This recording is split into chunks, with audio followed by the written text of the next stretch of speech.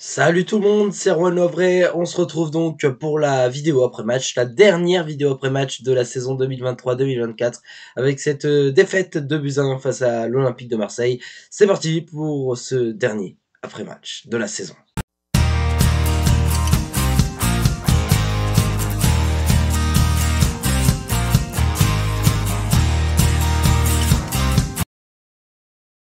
Et c'est parti donc pour le bref de la rencontre, une rencontre qui a débuté hier à 21h en même temps que toutes les autres rencontres avec le fameux multiplex de la dernière journée. Donc un match qui s'est joué à guichet fermé du côté du stade de Sienne avec un magnifique tifo réalisé par les supporters Ciel et Marine. De quoi bien sûr vivre un moment exceptionnel au point de vue de l'ambiance, profiter de cette saison réussite, car oui, le HAC sera encore en Ligue 1 la saison prochaine et le HAC a réussi son objectif. Le match débute avec une bonne entame de match, j'ai envie de dire, du côté des Ciel et Marines. On a réussi à avoir quelques petites occasions pour tester Paul Lopez sans réellement le mettre en difficulté. Paul Lopez nous a à chaque fois stoppé plutôt facilement. Donc du côté de la première mi-temps, je trouve que le HAC est plutôt bien structuré, mis à part à la rigueur la deuxième partie de première mi-temps où on a vu plus l'Olympique de Marseille avoir le ballon. Mi-temps 0-0 entre les deux équipes. De retour des vestiaires, j'ai l'impression que le HAC s'est un peu stoppé et ne réalise pas forcément une superbe deuxième mi-temps. Ouverture du score à la 64e minute avec Pierre-Emerick Aubameyang.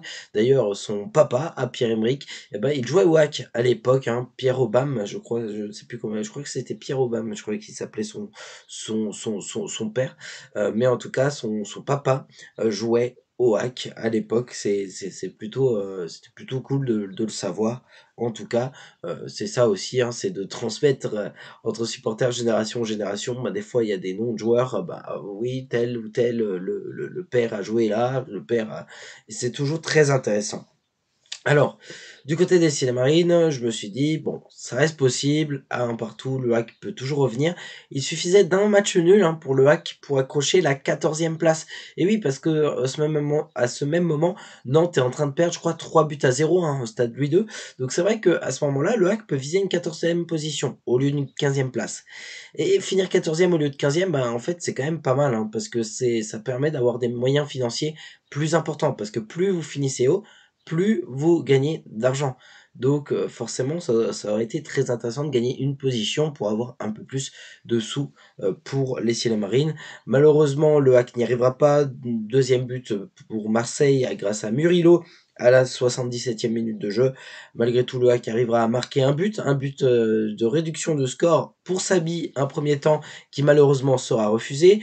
Puis le HAC, quelques secondes après, obtiendra un penalty qui sera réalisé par Mohamed Bayo à la 7e minute du temps additionnel. Mohamed Bayo qui jouait son dernier match sous les couleurs Ciel et Marine. Il réduit le score à 2-1, fin du match, 2-1 pour Marseille. J'avais pronostiqué un 2-1, j'avais pronostiqué 2-1 pour le HAC.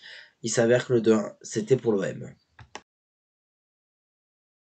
Et c'est parti donc pour notre 100% hack. Alors, je ne vais pas parler de la saison globale, puisque je ferai une vidéo, un débriefing de la saison. Donc, je vais me concentrer avant tout sur ce match contre l'Olympique de Marseille. Non, le hack n'a pas été catastrophique, mais le hack m'a quand même un petit peu déçu pour cette dernière danse. Alors, bien sûr, la fête n'a pas été gâchée, loin de là. Je suis pas non plus, je suis pas touché particulièrement par cette défaite ce soir, puisque l'objectif du maintien a été atteint et c'est l'essentiel. Mais malgré tout, je suis quand même déçu parce que je pense qu'on aurait pu faire mieux. On aurait pu et dû faire mieux sur certaines situations.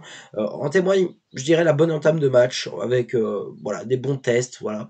On n'est pas tombé contre une grosse équipe de l'Olympique de Marseille, une équipe d'ailleurs qui est 8e du championnat. Donc on n'est pas tombé contre une équipe tellement impressionnante que ça. Pour moi, on n'a pas saisi les opportunités, on n'a pas forcément fait la deuxième mi-temps qu'il fallait. La deuxième mi-temps, elle était quand même assez pauvre du côté du HAC.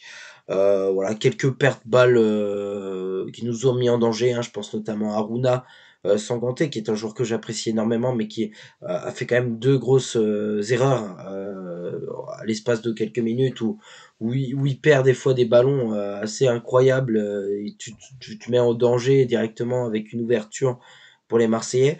Heureusement, c'est vrai que le hack aurait pu prendre aussi un peu cher, hein, voilà, il y a eu un poteau, il y a eu des moments où on s'est retrouvé dans des situations de danger, voilà. On est tombé aussi contre un bon Arthur Desma, faut être honnête, aujourd'hui. Donc voilà, un peu déçu de ce résultat en soi, parce que je pense qu'il y avait moyen de faire mieux. En soi, qu'on perde, c'est pas grave, mais j'aurais préféré perdre avec un niveau de jeu un peu meilleur du côté du hack. Donc on va me prendre un peu pour un ronchon ou quoi, mais voilà, c'est vrai que je suis un peu déçu et j'ai raison de l'être, je pense. Voilà, on n'a pas gâché la fête, c'est important de le dire, on n'a pas gâché la fête. Cette défaite, elle est anecdotique en soi, même si on aurait pu aller chercher une 14e place, comme je dis, qui aurait apporté quand même quelques argent, enfin quelques sous en plus. Bah, malgré tout, voilà, l'essentiel, c'est là, c'est qu'on soit maintenu, et puis voilà. On va pouvoir bien se reposer, les supporters, moi-même, les joueurs, avant tout, le staff. Enfin, le staff, pas vraiment, hein, enfin, ça dépend de quel type de staff, parce que c'est vrai que là, dès aujourd'hui, en tout cas, il y a un travail du côté du hack qui s'est lancé, le travail du recrutement, ça y est, hein, ça a commencé pour essayer de vendre des joueurs, mais aussi pour essayer d'en recruter, pour avoir l'arrivée de joueurs, pour essayer de renforcer effectivement notre équipe Ciel et Marine pour la saison prochaine. Je n'ai aucun doute que le hack aura encore un visage encore plus fort la saison prochaine. Donc voilà, c'est tout en tout cas pour ce 100% hack. Avant de laisser la fin de ce 100% hack, enfin d'en terminer avec ce 100% hack, je voulais remercier bien évidemment l'intégralité des joueurs, de l'effectif, du staff, des supporters, évidemment de moi-même. Non, je rigole. Non, en tout cas, je voulais vous remercier aussi à vous hein, qui regardez les vidéos de ma part. Et puis voilà, je voulais remercier tout le monde. Voilà, c'est grâce à vous encore une fois qu'on a réussi à se maintenir. Les joueurs, tout le monde, voilà, tout le monde. Parce qu'un club, c'est pas seulement les joueurs, c'est pas seulement l'entraîneur, c'est pas seulement les supporters, c'est un mélange de tout ça. Et ça fait un club.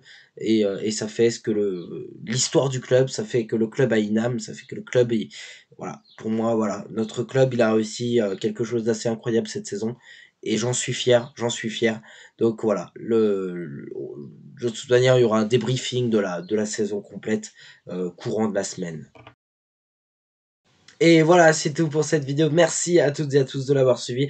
On se retrouve donc courant de la semaine pour le débriefing de la saison avec bien sûr mon petit débrief qui sera plutôt positif. Vous vous doutez bien, mais pas que, hein, pas que, parce que c'est vrai que notre deuxième partie de saison, c'est pas ça et ça m'a fait quand même un peu grincer des dents. Mais bref, voilà, ce sera le débrief et malgré tout, l'objectif a été atteint.